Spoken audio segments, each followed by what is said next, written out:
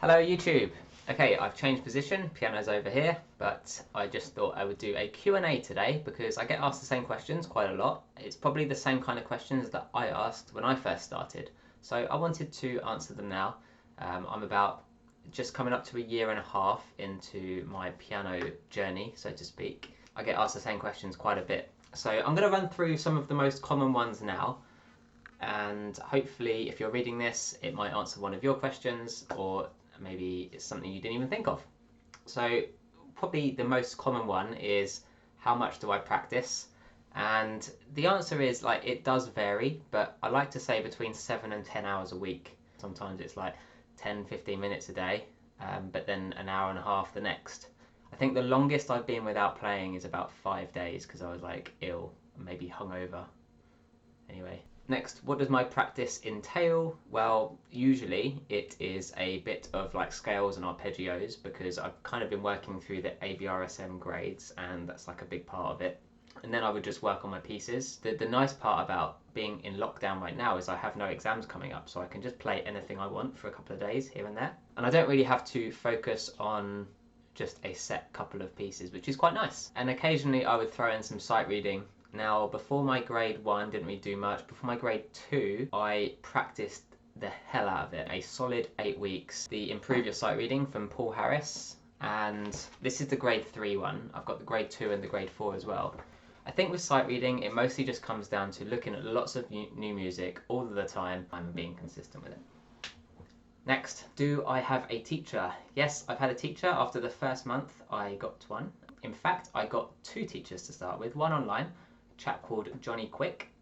Then I also got one in person that lives locally to me, Danielle. If you're watching this, hello Danielle. And I just decided that having someone local in person with a real piano that can actually sit right next to me and see what's going on, I just found that a bit more useful. So if you can find someone that's really good local to you, do that. If you can't find someone really good local to you, especially right now with everything that's going on, like May 2020, then go online, get a teacher, because it's, the way I see it is, it's like you're steering a ship, but every so often you're going to veer off course, and having a teacher is like having someone come up behind you with a compass and a map and say, hey look, you're going the wrong direction, this is where you need to go, oh and by the way you're steering it slightly wrong, like try this. So it's, you can get from A to B without one, and 100%, but no doubt you'll get there quicker with a teacher. So definitely worth every penny. If you don't have a teacher, I would definitely 100% get one.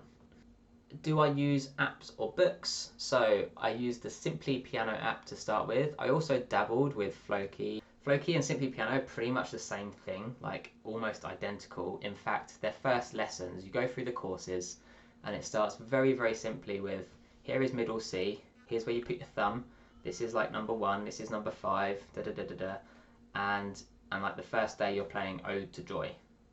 And I think you can see that on my piano like thing, it's Ode to Joy.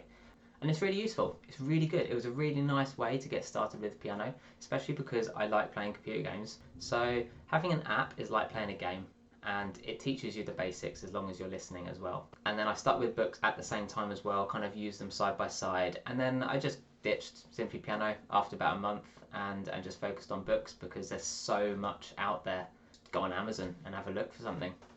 Okay, what piano do I have? I started with a Korg B1. I don't think they do it anymore. I think there's just a Korg B2, which is an upgraded version. It was a really nice piano, and it was just nice and simple. It sounded really clean, very bright, had different sounds on it, and it wasn't too expensive. It was a couple of £100, which for a nice piano, 88, touch sensitive, weighted keys.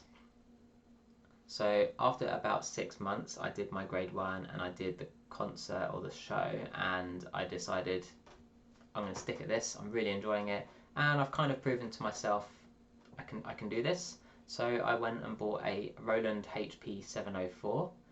It looks like a piano. If it was in your living room, it looks like one. It's really nice. I highly recommend checking it out. They're all kind of similar. If you spend in between £1,000 and £2,000, you're going to get a really nice digital piano, I think.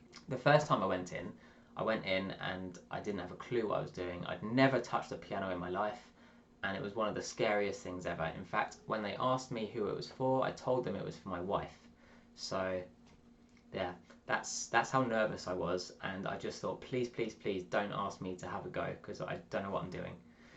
And then the second time, when I went to buy my second piano, the Roland HP 704, I spent 3 hours in there on 2 occasions, and it was just so nice playing lots of different pianos and trying different things, and just hearing the different sounds from each one. So whilst I would recommend the HP 704 and I would recommend Bonner's, I also recommend going in and finding a store near you that sells pianos and trying them, because that is the best way.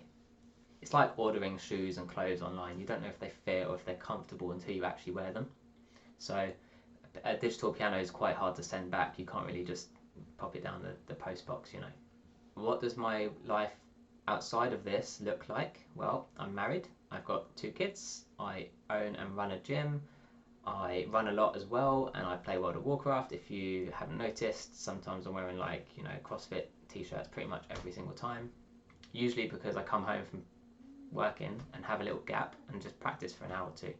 So things are pretty hectic, but that doesn't mean you can't make time to practice and learn something new, especially if you enjoy it. It's a lot easier.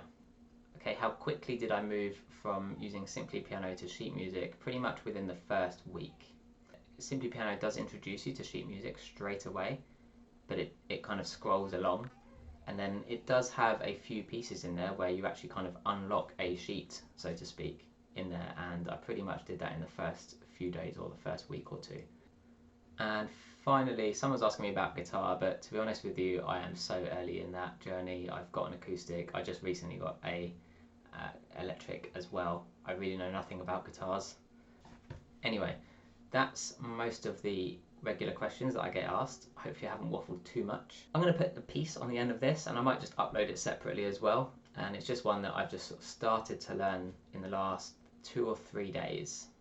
I wanted to record it yesterday, but I didn't quite feel ready enough. So I've recorded one today, and I'm quite happy with it. It's not perfect. It's still quite new for me. It's a Ludovico Einaudi, and it's called Fly. Thank you for watching. If you haven't already, hit that subscribe button and enjoy.